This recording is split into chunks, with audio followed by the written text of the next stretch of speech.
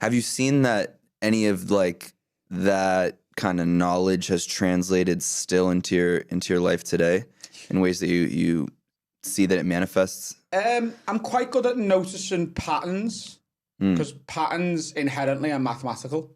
Right. So like, if I can sort of see something is trending a certain way, Right. in terms of like, for example, the way the comedy industry works, like I'll go, oh, when people are doing that, they're having success, and when they're doing that, they're not.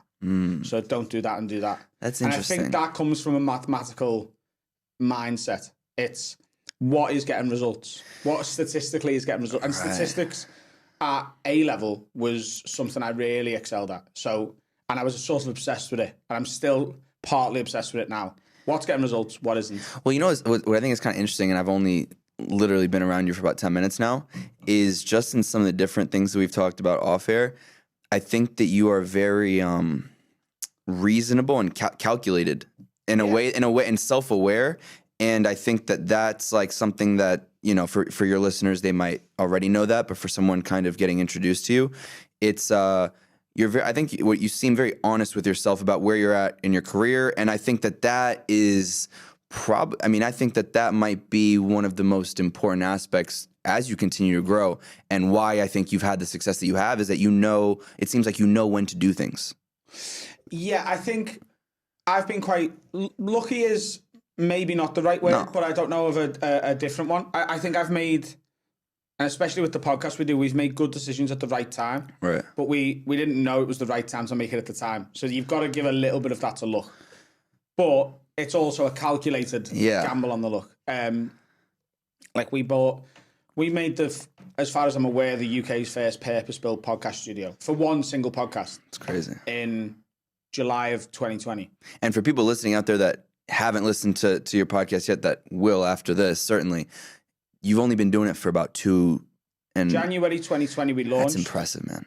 And then when the first lockdown hit in March, we said as a joke initially, if the UK goes into lockdown, this was like two weeks before the lockdown, if the UK goes into lockdown, we'll do an episode every day. And then when we went into lockdown, we had like 2,000 listeners at the time. They were like, so we're doing this every day. Yeah. So we had to do it. So we took Sundays off, but Monday through Saturday every day we put an hour episode out, roughly. Wow. It's weird. It's a blessing in disguise, this lockdown. Do you know what? This feels awful to say because of all the death. Yeah. The pandemic has really helped my career.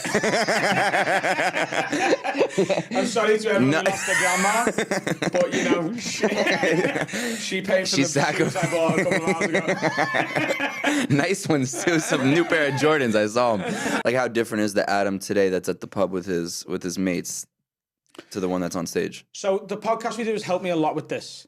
Interesting. Because our podcast is. It's not like purposefully offensive, but it's two comedians trying to make each other laugh. Yeah. And our sort of idea from the start, literally from before we even started recording, was, so my co-host Dan Nightingale, he's been doing comedy 6 or 7 years longer than I have, like nearly 20 years. And he was always someone I really looked up to when I started. He's so good. And he sort of now really respects me and in many ways looks up to me. That's and awesome. He's said, like, you know, he regards me as one of the best comedians in the country. I still think that of him. And when you've got two comedians of that level who are trying to make each other laugh, if I can make Dan laugh, the people at home are going to be dying. Of course. So there's a certain type of humor that makes comedians laugh because there's something wrong with all of us. Oh, you guys are sick bastards. Whenever a comedian gets in trouble for something they say on stage, I'm always like, I wish the people who were upset heard what he said 3 minutes before he went on. Or in his group chat or the text or whatever. Yeah. Because it's horrific. I know. So, like, we tried to put that backstage humor on the podcast. Interesting. And because of that, that has garnered me an audience that will now let me do it on stage. But it's also, I think, in that it's the authenticity. Yeah. And my stuff isn't purposely offensive either. I'm not like a shock comic. Right. It's just, I know I can get away. Like, I don't want to, in case anyone sees the show, but one sentence. There was a terror attack in Liverpool just before Christmas. I think I heard you talk about this. And one of my lines at the minute is, one of my favourite things whenever there's a terror attack.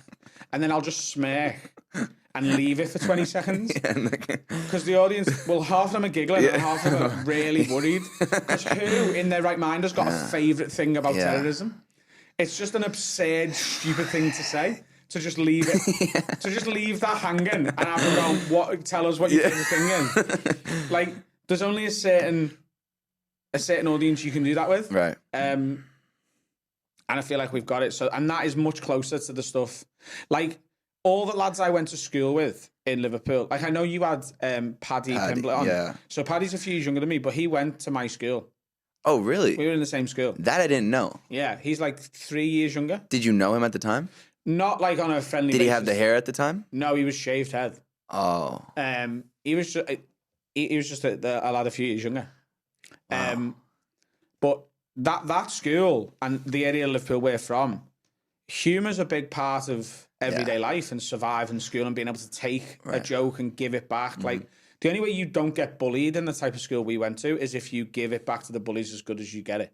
That's how you get offered it. That's how you get the respect from these guys. Yeah. So the humour me and my mates have always had is the same as the one I have with comedians. Yeah. The friends I grew up with are as fucked up as all the comics I know are. So I've never had to sort of tone. So getting back to that voice, now that I'm getting closer.